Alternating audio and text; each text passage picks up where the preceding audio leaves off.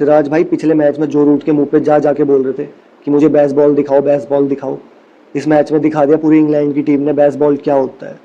So hello and welcome everyone to test match recap with the gully cricketers. लेकिन सब गेंदबाजों ने कोशिश करके देख ली, समझ में नहीं आवत है क्या करूं। तो बड़े भाई इस सीरीज से एक बात तो समझ आ गई, पंगा तभी लिया करो तुम्हारे अंदर सामने वाले से लड़ने का गूदा हो।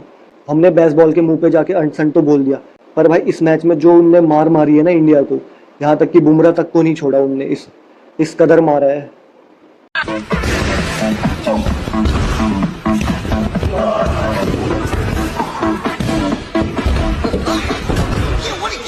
तो भाई जो रूट के नाम पे रूट जिसने भी लगाया है वो पक्का ही कोई एक महान आदमी रहा होगा। बिल्कुल पिच पे अपनी जड़ें गाड़ के एकदम खड़ा हो जाता है। अगर इंग्लैंड के बाकी बैटर्स तेज तेज रन बनाए तब थोड़ा ही दर्द होता है, क्योंकि हमें पता है उनने ऐसे ही खेलना है, पर जो असली दर्द देता है वो जो रूट है, एकदम धीरे धीरे सहला सहला के, थोड़ा थूक लगा के, थोड़ा मसल के, और एकदम आसानी से इनिंग बिल्ड करके खेलते हैं। तो भाई जिसको लगता है नज़र वज़र कुछ नहीं होती है, ज़रा हमारे कोहली भाई से पूछो। 2019 में कोहली भाई के 27 शतक थे, वो भी 87 मैचेस में, और उनका करियर एंड हुआ 123 मैच के बाद सिर्फ 30 शतक। भगवान डाउनफॉल दे पर विराट कोहली जैसा ना दे, और भगवान अगर किसी को प्राइम दे तो रूट जैसी दे। भाई प्राइम खत्म होने का नाम ही नहीं ले रहा बंदा।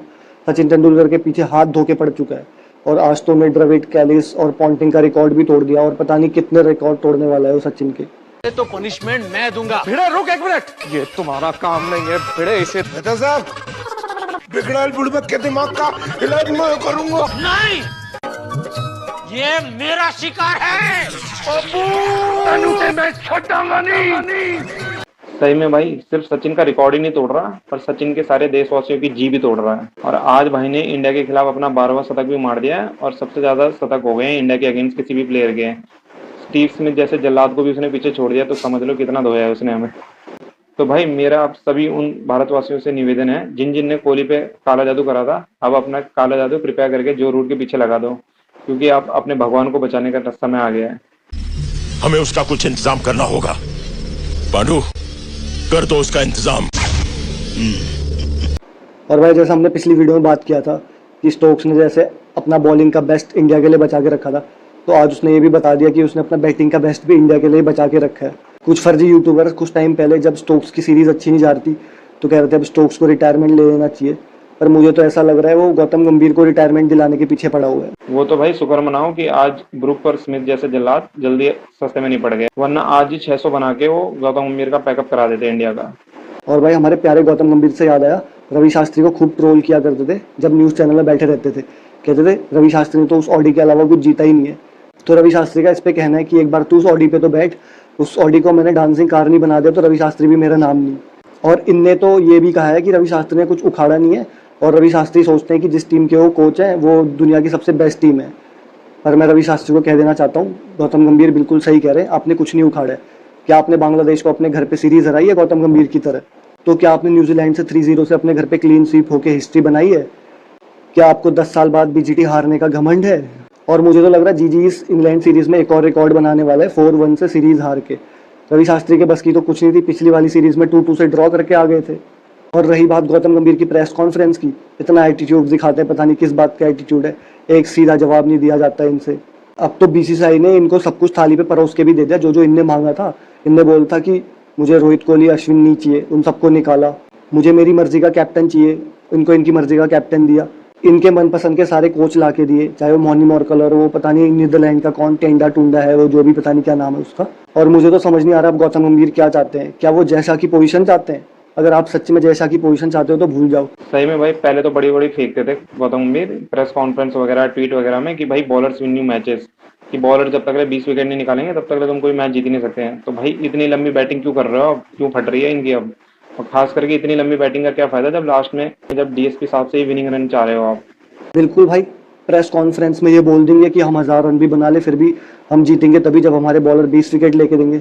अरे भाई 20 विकेट चाहिए, बॉलर तो खिलाओ पूरे। 3 तो तुम फास्ट बॉलर खिला रहे हो, एक वो शार्दुल ठाकुर, एक वो अंशुल काम्बोज, AK-47 तो नाम ऐसे रखा है जैसे पिच पे आके गोलियां ही बरसा देगा। उससे तेज बॉल तो अपना कृणाल पांडे फेंक देता है आरसीबी के लिए। और साफ दिखाई देता है ग्राउंड पे कि गिल को इनने बिल्कुल अथॉरिटी नहीं दे रखी है पूरा जो अंदर चलता है सब बाहर से जीजी चलाते हैं। हर दूसरे ओवर के बाद प्लेयर्स को भेज देते हैं मैसेज लेके कि ये करवाओ ये करवाओ। जब आपने वॉशिंगटन को खिला रखा है तो वॉशिंगटन को क्यों नहीं करवा रहे हो, जबकि उसने तुम्हारे लिए पिछले मैच में 4 विकेट भी लिए थे और आज भी जब उसको बॉलिंग दी 2 जल्दी से जल्दी उसने क्रूशियल विकेट लेके दिए वहाँ पे। चलो या तो तुम सुंदर से थोड़ा ऊपर बैटिंग करवाते हैं, क्योंकि नीचे तो टेल के साथ बिल्कुल खेल नहीं पा रहा है, तो ना सुंदर से तुम बॉलिंग में फायदा उठा पा रहे हो ना बैटिंग में फायदा उठा पा रहे हो। जितनी वो बॉल डॉट खेलता है उतनी बॉल तो कुलदीप यादव भी डॉट खेल लेगा। तो इससे अच्छा तुम या तो कोई प्रॉपर बैटर खिला लो या तुम प्रॉपर बॉलर खिला लो। भाई मुझे तो समझ नहीं आता ये जीजी सीधे मुंह जवाब क्यों नहीं देता है। इससे कोई पूछे कि मेसी या रोनाल्डो तब ये रेशफोर्ड का नाम ले लेता है, धोनी या कपिल देव कौन सा बेटर कैप्टन है तब ये अनिल कुंबले का नाम ले लेता है, चाय कॉफी बोले तो वोडका ले लेगा, और कुछ समय बाद अगर इनसे अर्शदीप या आकाशदीप में से पूछेंगे तब ये लक्षदीप बोलने लग जाएंगे।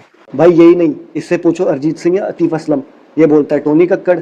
इससे पूछो एबी डिविलियर्स या सुरेश रैना, ये बोलता है अंबती रायडू।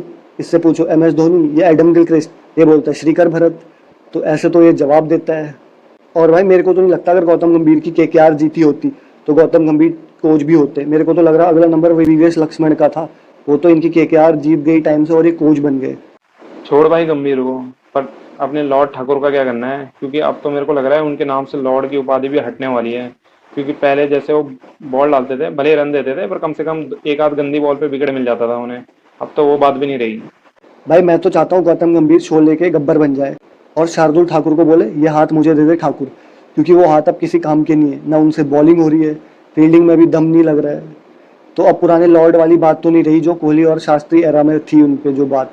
पर भाई शार्दुल ठाकुर ने प्रेस कॉन्फ्रेंस में बहुत कंप्लेन करी कि कैप्टन मुझे बता ही नहीं रहा है कि कितना ओवर तू डालेगा, कितना क्या करेगा, मेरा रिदम ही नहीं बन रहा है। और उनकी ये कंप्लेन भी थी कि उनको कल 2 ओवर कम दिए 7 की इकोनॉमी होने के बावजूद। भाई मुझे तो लगता है उसको 7 की इकोनॉमी से उसका पेट नहीं भरा, तो वो 9 की इकोनॉमी चाहता था, इसीलिए 2 ओवर एक्स्ट्रा मांग रहा था। भाई इस मैच में सिर्फ जो रूट ने शतक नहीं मारा, इस मैच में एक और बंदा है जिसने शतक मारा, the man, the myth, the legend, DSP, views, Richard, Siraj.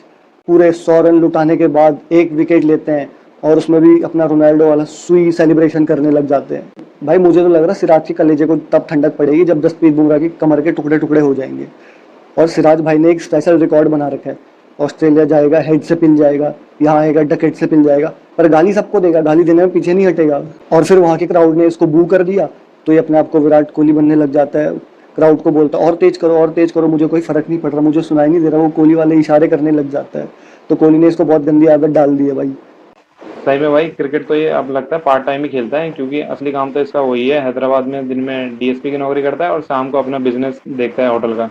और भाई होटल में ये भी चेक करते हैं कि लड़के अच्छे से तंदूर में नान पका रहे कि नहीं पका रहे, और बटर चिकन का स्वाद बराबर है कि नहीं है। चलो भाई सिराज भाई का तो फ्यूचर सेट है, पर जो एक नया लड़का है अंशुल काम्बोज, उसका क्या काम तो उसने बिल्कुल किया नहीं, बोझ अलग बन गया इंडिया के ऊपर। भाई मुझे तो लगता है इन सबको मुकेश भाई का कर्मा लग गया है, अच्छे खासे बॉलर को बाहर करके इन्होंने एक भागता हुआ स्पिनर रख लिया है। क्योंकि भाई का पहला स्पेल हो या आखिरी स्पेल, स्पीड तो फिक्स है, 125 से 127 से आगे ही नहीं बढ़ना है भाई को।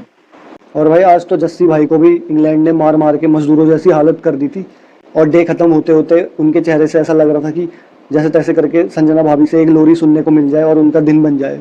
भाई मुझे तो लग रहा है आज जस्सी भाई फिट भी नहीं थे, और ऊपर से मैनेजमेंट से भी नाराज लग रहे हैं कि भाई को एक मैच की रेस्ट भी नहीं दिया। तो आज तो भाई बहुत ज़्यादा टफ डे था इंडिया के लिए। तो मैं DSP भाई से एक ही बात कहना चाहूँगा, प्लीज़ बेसबॉल के मुंह पे जाके उनको ये मत बोलो कि हमें बेसबॉल दिखाओ, दिखा दिया ना आज बेसबॉल। और जो भी इंडियन फैंस है होप में है कि इंडिया वाला मैच जीतेगी, मैं आप सबसे एक ही बात कहना चाहता हूँ, बॉर्नवीटा वाला दूध पियो, सो जाओ और सपने देख लो। So thank you everyone, do like share and subscribe our channel Gali cricketers. हमें उसका कुछ इंतजाम करना होगा।